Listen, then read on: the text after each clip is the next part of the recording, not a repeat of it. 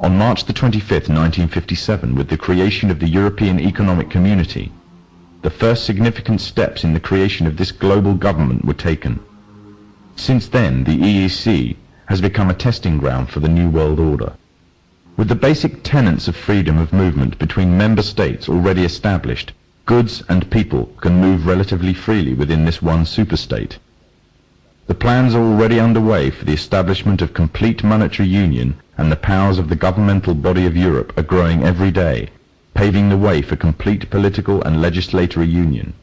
All this will mean that eventually, in the superstate of the European Economic Community, there will be one currency, one economy, and one government. And the government would most certainly be a Masonic government. The three most important players of the European community are Britain, France, and Germany. Britain and France have long been Masonically controlled nations. During World War II, Germany was completely annexed by Britain and France, along with the United States, another Masonic nation, and the Soviet Union. The sectors of Germany controlled by the former three countries, the Masonic nations, formed a separate political identity called West Germany. And with the downfall of the Berlin Wall, West Germany has now taken over the former East Germany. Europe is not alone in its efforts to achieve superstate status. America and Mexico are currently the only two members of NAFTA, the North American Free Trade Agreement. However, the nations of the South are increasingly being pursued to join. With Masonic superstates in both Europe and America firmly established, global union would be a logical and easy progression. However, there is another problem that the Masons need to contend with if they are to be the masters of this global union. By the 1970s, it was becoming increasingly clear that the population of Europe and white America was rapidly declining. Unless something was done, the expanding size of the population of third world nations would pose a serious threat to national security of Masonically controlled countries. Western consumer power and productivity would reduce, and as a result, they would be completely dependent on that of the third world population. Somehow, the gap between Western population and third world population had to be a bridge to restore Western supremacy, or more precisely, Masonic supremacy, at a global scale. In the 1970s, President Jimmy Carter commissioned the Global 2000 report. The findings of the report blamed virtually all of the world problems on the population growth of non-white people. The report went on as far as recommending the elimination of at least 2 billion people in third world nations off the face of the earth by the year 2000 in order to restore Western supremacy.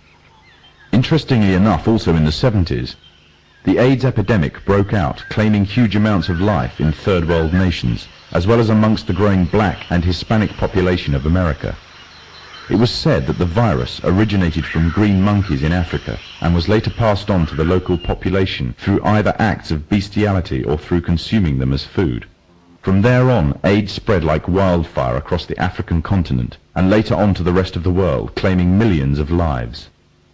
However, the story was just a smokescreen. On June 2nd, 1988, the Los Angeles Times published an article refuting the idea that the human AIDS virus originated from green monkeys. It uncovered evidence that the DNA composition of AIDS was totally inconsistent with that of green monkeys. In fact, it could be proven that the AIDS virus could not be found anywhere in nature and could only have ever survived in the human biological system. If the virus did not exist anywhere in nature, the question is raised as to where exactly the virus all of a sudden stemmed from. On July the 4th, 1984, the New Delhi newspaper in India called The Patriot published an article making the first detailed charges of AIDS as being a counter-biological warfare agent. An anonymous American anthropologist was quoted claiming that AIDS was genetically engineered at the U.S. Army's Biological Warfare Laboratory at Fort Detrick near Frederick, Maryland. Then on October the 30th, 1985, the Soviet journal Literaturia Gazeta repeated the charges made by the Indian newspaper, making it an international controversy. All this, however, was easily passed off as a communist rhetoric by the Masonic West. However, on October the 26th, 1986, the Sunday Express became the first Western newspaper to run a front-page story confirming the findings of the Indian and Soviet newspapers entitled AIDS Made in Lab Shop. The outbreak of AIDS has been linked to vaccine programs around the world. The internationally respected London Times newspaper published an article at the front page story on May the 11th, 1987, entitled "Smallpox Vaccine Triggered AIDS." The article establishes a direct correlation between the smallpox vaccine administered by the World Health Organization to an estimated 50 to 70 million people in different Central African countries and the subsequent outbreaks of AIDS in those regions. The World Health Organization is the medical wing of the United Nations. The evidence suggests that AIDS is a genetically engineered virus spread through vaccination programs in third world countries, germ warfare against the innocent and the weak, aimed at eliminating an entire populace off the face of the earth. AIDS is nothing other than the modern-day final solution, and all of this for the purpose of installing an economic policy that would give complete global domination to the Masonic West. However, for the Freemasons' economic domination on its own is not enough. In order to have Masonic governments at the head of global union, under complete Masonic control, an economic union may suffice, but to keep it there, they would need a military union, and that union would be none other than the UN.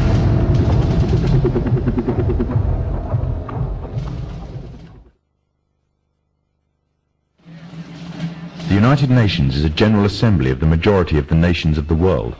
Britain, France and America are already ranked within the 5 major powers of its Security Council, with the others being Russia and China. This means they have enough power to veto any motions passed.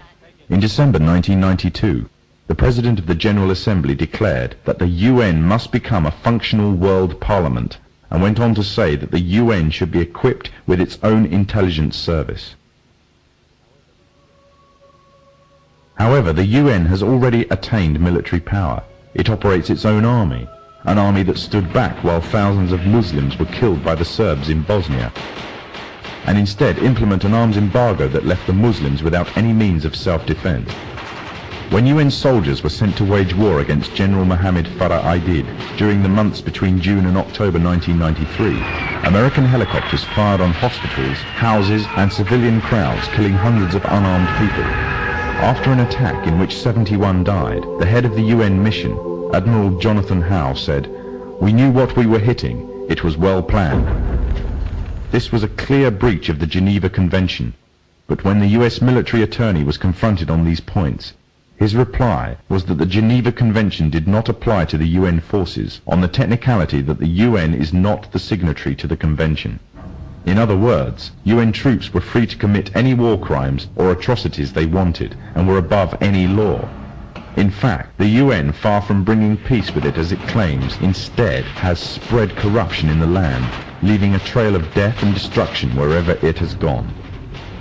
Days of the Cold War, the very existence of the Soviet Union meant that the Freemasons' path to a global government would take time. Now that communism has been destroyed, it seems that the Freemasons can at last use the UN to achieve their goals of a global government, therefore having the entire world at their grasp with none to stand in their way, or so they thought. For as the earth cries out because of the corruption and injustice they have spread over the land, through the agonizing centuries of their domination, the world is witnessing the reawakening of an old warrior. Now the Freemasons have another enemy to contend with, an enemy which they have thought that they have destroyed, an enemy that will never bow down to the evil and demonic plan of the Freemasons. That enemy is Islam, and against it they have declared war. However, the Muslims have already been forewarned about an enemy that will face them, the last prophet of God. Muhammad said that a man will appear after the Muslims have conquered a Roman city called Constantinople. He will first appear as a tyrannical king, then he will be claimed to be a prophet, and finally he will claim to be the Lord God himself. Already the first part of the prophecy has been fulfilled. Constantinople was conquered and renamed Istanbul.